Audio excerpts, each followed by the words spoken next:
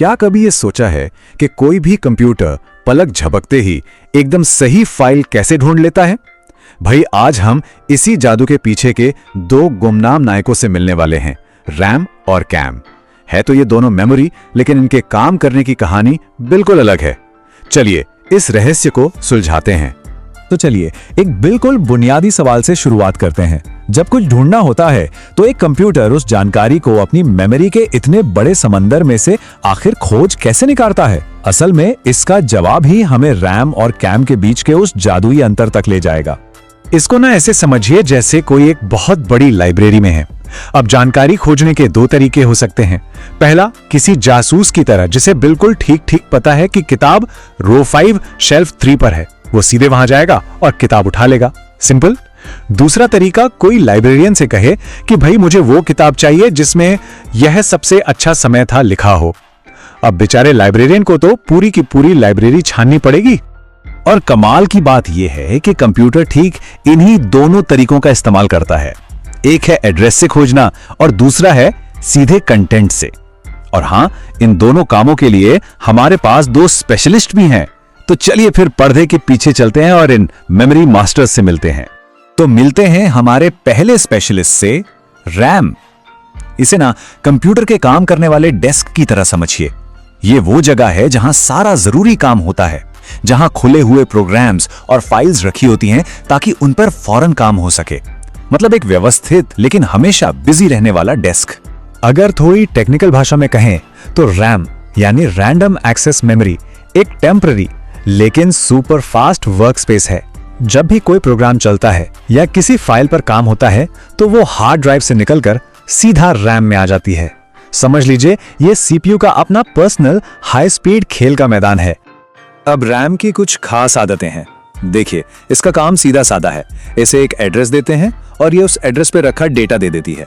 ये थोड़ी भुलक्कड़ भी है, मतलब वॉलेटाइल। बिजली बंद होते ही इसमें रखा सारा डेटा गायब। और हाँ, इस पर डेटा पढ़ा भी जा सकता है और लिखा भी। इसके दो मुख्य टाइप होते हैं, डी रैम और एस रैम, जो स्पीड और कीमत में अलग अलग होते हैं। अब मिलते हैं हमारे दूसरे और शायद ज्यादा रहस्यमयी किरदार से, कैम यानी कंटेंट डिटेक्टिव। इसका काम करने का तरीका बिल्कुल अलग है और सच कहूं तो अविश्वसनीय रूप से पावरफुल भी। ये उस जासूस की तरह है जो सीधे सबूत ढूंढता है, फाइल नंबर नहीं। कैम यानी कंटेंट एड्रेसेबल मेमोरी एक खास तरह की मेमोरी है जो एक तरह से नियमों को तोड़ती है। रैम से बिल्कुल उल्टा। रैम में जहां एड्रेस बताना पड़ता है, सीएम में सीधा डेटा देते हैं और पूछते हैं भाई ये कहां है, और ये उन सभी जगहों के एड्रेस बता देती है जहां वो डेटा मौजूद है। इसीलिए इसे एसोसिएटिव मेमोरी भी कहते हैं, क्योंकि ये कंटेंट को उसकी जगह से जोड़ती है। तो सवाल यह है कि कैम ये जादू करता कैसे है?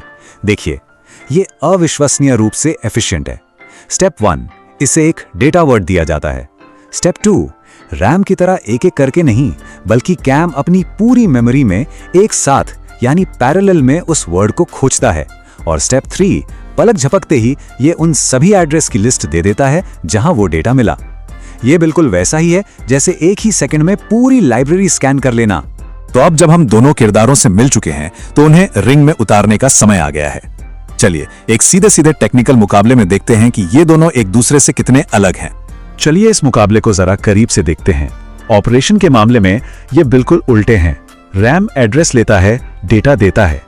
कैम डेटा लेता है और एड्रेस देता है। कीमत की बात करें तो रैम काफी सस्ती है, जबकि कैम बहुत ज्यादा महंगी। और यही वजह है कि कंप्यूटर में रैम इतनी ज्यादा होती है। इसीलिए रैम का इस्तेमाल प्रोग्राम चलाने जैसे रोजमर्रा के कामों में होता है और कैम का इस्तेमाल नेटवर्किंग और डेटाबेस जैसे खास कामों में, जहां बिजली की तेजी से खोज करना ही सब कुछ है। लागत, उपयोग, ये सब अपनी जगह ठीक है, महत्वपूर्ण है। लेकिन इन दोनों के बीच जो सबसे बड़ा, सबसे डिसाइसिव अंतर है, वो है इनकी स्पीड का। और यह अंतर कोई छोटा मोटा नहीं, बल्कि जमीन आसमान का है। रैम को मेमोरी से डेटा का सिर्फ एक छोटा सा टुकड़ा लाने के लिए भी कंप्यूटर की घड़ी के कई चक्कर यानी क्लॉक साइकिल्स लग सकते हैं। और इसकी तुलना में कैम अपना काम सिर्फ एक क्लॉक साइकिल में कर देता है। जी हां, सिर्फ एक। ये बात साफ दिखाती है कि जब कंटेंट खोजने की बात आती है तो कैम एक अलग ही लीग में खेलता है। तो अगर कैम इतना तेज है तो फिर हर जगह बस उसी का इस्तेमाल क्यों नहीं होता? ये सवाल मन में आना लाजमी है। और इसका जवाब यह है कि एक मॉडर्न कंप्यूटर को हथौड़े और पेचकस दोनों की जरूरत होती है। चलिए देखते हैं क्यों। तो निचोड़ ये है, रैम हमारे रोजमर्रा के कामों के लिए एक ऑलराउंडर वर्क हॉर्स है।